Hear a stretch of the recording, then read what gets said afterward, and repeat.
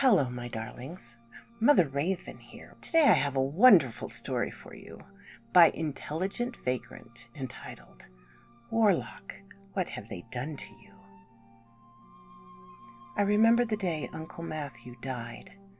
I did the math and I was 10 years old when it happened. I remembered Uncle Matthew laying on his right side, facing the window. Even though he was drifting in and out of consciousness, he kept telling the doctors he was more comfortable on his side. He had been in the hospital for a couple of weeks at that point, but he had been fighting cancer for over a year. When he was admitted this time, it wasn't supposed to get this bad. He went downhill quickly. I really liked Uncle Matthew.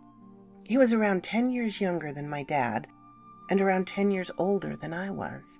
He was old enough to trust with taking me places, but young enough that we really did fun things. I saw him more than I really should have. I live in Nova Scotia with my mother and my dad, while Uncle Matthew lived with Grandma Linda in Ottawa. But every year my parents would choose one holiday to visit, and twice a year my dad would need to come to Ottawa because the headquarters of the company he worked for was located there. When I turned 5 or 6, Dad would take me on the trips with him, and we would stay with Grandma Linda and Uncle Matthew. We were in Ottawa for one of those trips when Uncle Matthew was admitted. When he started getting really bad, Mom started making the trip from Cape Breton to be with us. It was also that visit that Dad told me I was born in that very hospital. I was surprised. I had just assumed I was born in Nova Scotia. Dad told me that they had come to visit for Thanksgiving, and during the visit, him and Mom were in a car accident. Somehow this sent my mom into labor, and I showed up way sooner than I was scheduled for. Dad told me that the doctors had given up on me. After a day in an incubator, they were told I was too weak to even cry, and if I didn't start breathing on my own, it wasn't going to end well. Dad told me that when he heard crying coming from my room, he ran so fast he wiped out before he could even get through the door. As he told the story, he started to cry. He looked at Uncle Matthew laying in his bed and said that when he got himself off the floor, Uncle Matthew was standing next to me, crying. That's probably why Uncle Matthew took such a liking to me. He was there when I finally decided to start breathing. I remember when Grandpa John arrived at the hospital. He brought Papa Jack and Nanny Margaret with him, which were his parents, so my great-grandparents. Right after them was Grandma Linda, who was somewhere in the hospital. Everyone started hugging everyone and wrapping their arms around each other and trying to keep from crying.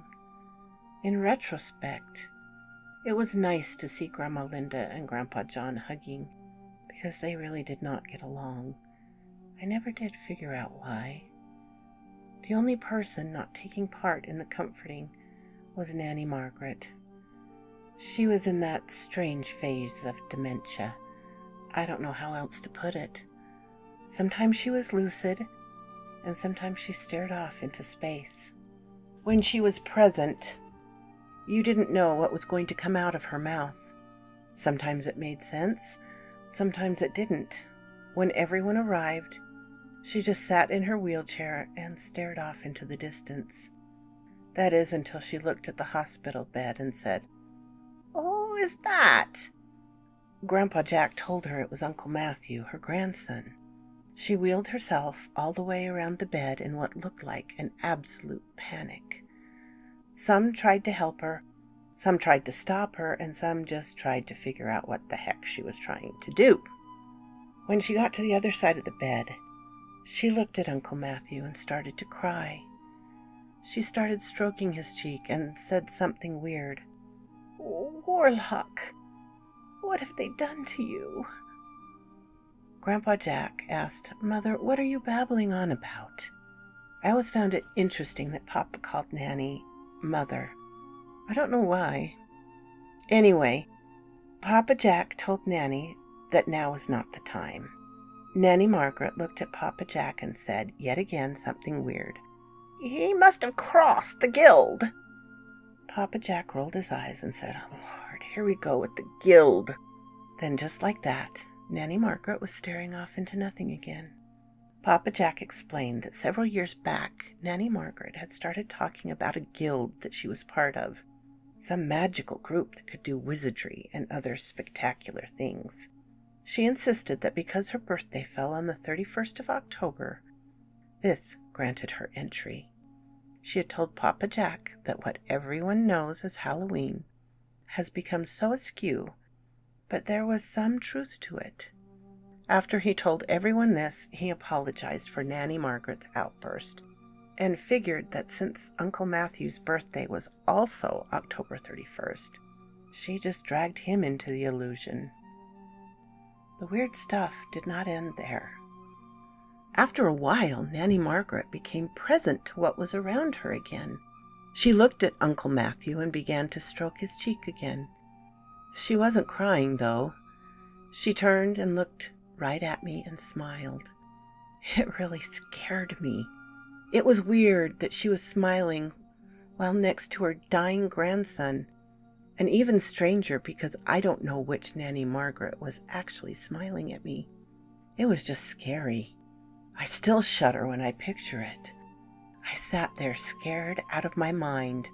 As bad as it may sound, the fact that Uncle Matthew passed about 20 minutes later helped because it got my mind off the look Nanny Margaret had given me. As much as I do remember of that day, I cannot remember how it ended up that Nanny Margaret and I were left alone in the room with Uncle Matthew.